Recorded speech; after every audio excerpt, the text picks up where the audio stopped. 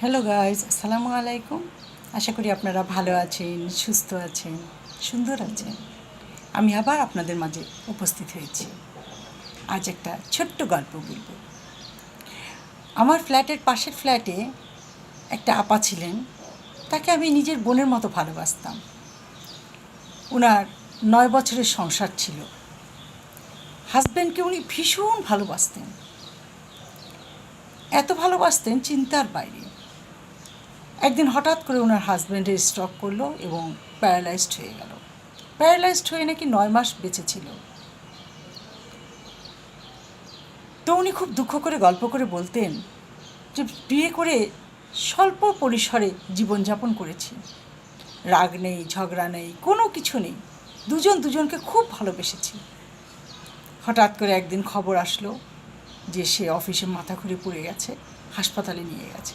ছুটে গেলাম, যেয়ে দেখলাম তার এক পাশ অবশ হয়ে গেছে।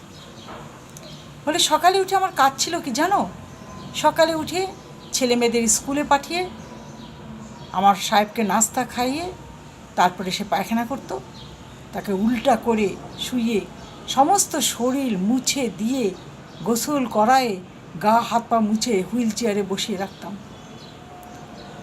বলতো যে এইভাবে আমার দিন কেটে যাচ্ছিল।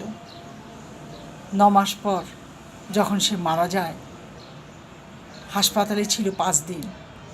এই 5 দিন যাতায়াত করতে করতে আগের দিন রাতে শুনলাম ডাক্তার বলল যে আর বাঁচার সম্ভাবনা নেই।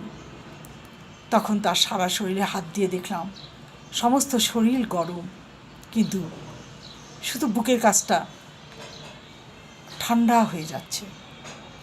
পরে আস্তে আস্তে দেখলাম সমস্ত শরীর ঠান্ডা হয়ে যাচ্ছে, শুধু পেটের কাছটা একটু গরম। তখন আমি ভীষণ কাঁদলাম, অনেক কেঁদেছি।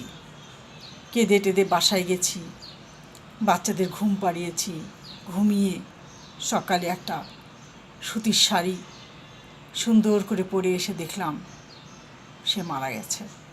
চোখে আর পানি নেই, পানি তো সব শুকিয়ে গেছে। বারবার মনে হচ্ছিল আবার হবে তো দেখা, এ দেখাই শেষ দেখা নয়। কি চোখে তোমায় দেখি বুঝাতে পারিনি আজও হয়তো, এ দেখাই শেষ দেখা নয় তো। জানো, সবসময় এই গানটা আমার, এই কবিতা, এই লাইনগুলো আমার খালি মনে আসতে থাকলো। তারপর তাকে দাফন করানো হলো। পরের দিন আমার কোনো সময় নাই, কিছু নাই, আমি নিস্তব্ধে শুয়ে আছি, হাত পা ছড়িয়ে দিয়ে বসে আছি, আমার সময় কাটছে না। বাচ্চারা স্কুলে গেছে। এই গানটা আমি ছেড়ে দিয়ে চুপচাপ বসে আছি। হঠাৎ কলিং বেল বেজে উঠলো, ঠিক সে যেভাবে কলিং বেল দিল। ছুটে গেলাম, দরজা খুলে দেখি এক পঙ্গু ফকির আমার দুয়ারের সামনে দাঁড়িয়ে আছে, এক পাশ অবশ। তাড়াতাড়ি তাকে আমি 100টা টাকা দিলাম, দোয়া করতে বললাম। তার থেকে ফকিরটার সাথে বছরে একবার দেখা হয় এবং আমি সঙ্গে সঙ্গে তাকে 100টা টাকা করে দিয়ে দিই। আবার এই কাহিনিগুলো শুনি আমার মনটা খুব নরম হয়ে গিয়েছিল।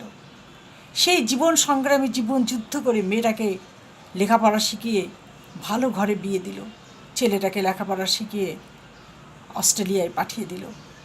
ও সেখানে ছেলেটা চার্টার্ড অ্যাকাউন্টেন্ট হলো, আর আপা এখানে একা থাকতো। আমার সাথে তার খুব খাতির ছিল। আমার রাগ অভিমান সব সে বুঝতো।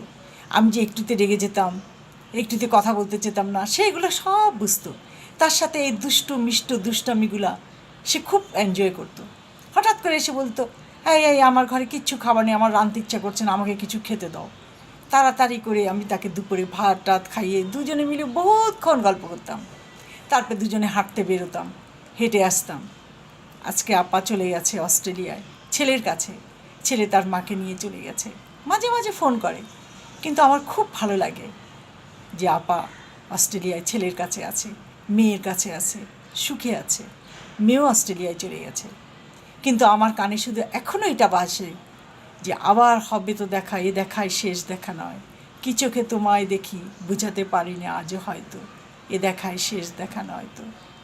আমিও মনের অজান্তে গুনগুন করে এটাই গাই, আর মনে মনে আপার কথা মনে করি যে আপা যাই হোক, ছেলেমেয়েরা যে তাকে কাছে টেনে নিয়েছে, কোনো বৃদ্ধাশ্রমে দেয়নি, তাহলে আপা হয়তো সহ্য করতে পারতো না। যাই হোক, স্বামী স্ত্রীর সংসারে টুকটাক একটু লেগেই থাকে, একটু মানিয়ে নিন, দুজনে দুজনকে ভালোবাসুন, দেখুন স্বর্গ এসে হাতে ধরা দেবে, সুখের সীমা থাকবে না, শুধু মানিয়ে নেবেন। আজ এই পর্যন্ত, ভালো থাকেন, সুস্থ থাকেন, আল্লাহ হাফেজ।